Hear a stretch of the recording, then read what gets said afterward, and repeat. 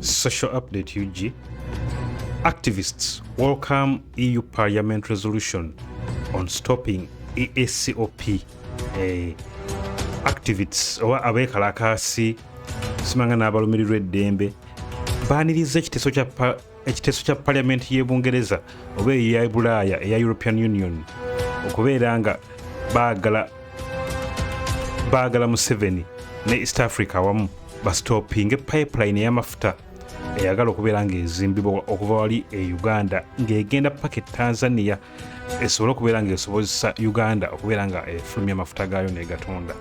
Kitegeera activists from the African Centre for Green Economy CGE have welcomed the European Parliament resolution on delaying the East African crude oil pipeline EACOP, East African Crude Oil Pipeline.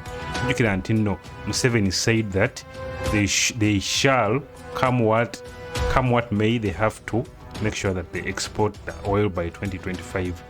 Eranga European Parliament, Brussels, it said that at least they should wait for a year because of the environment and the damage they might cause to the surrounding people.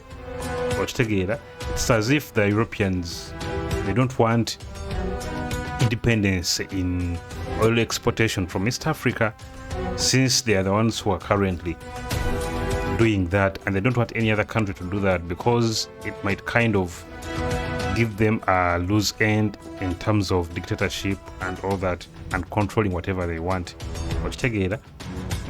Dr. Mao Amis, who is the executive director of CGE, said in a statement that the position taken by the European Parliament, if implemented, will safeguard critical ecosystems and local livelihoods in both Uganda and Tanzania. How is it that Europe is influencing what is happening in Africa to an extent that even their parliament will have to sit teste ne bagamba nti nno temunatuuka kubeera nga mukola oil kubanga pipeline eyo ejja kutta ecosystems mugira mulindako omwaka. Kijja kitya nga Europe batuula ne bateeseza Africa? Isn't Uganda and Tanzania and those two countries independent? Okitegeera? In addition to that, the envisaged costs of EACOP are prohibited and will not be a good return on investment to transform the livelihoods of the most vulnerable people in the region, Amis said. The European Parliament, in the resolution they passed on Wednesday, said that EACOP will increase human rights violations in the areas it is set to pass. They anonymously urged Total Energies to postpone the project in order to enable feasible studies to explore the alternatives and other routes to safeguard the protected and sensitive ecosystems and the water resources in Uganda and Tanzania. Since when has Europe ever been so concerned with projects in Africa? To an extent, mulindeko omwaka gumu temuzimba gundi pipeline emugira mulindako ejja kuta ecosystems ejja ku violating and human rights. Okitegeera? Bana Europeans, you're so funny.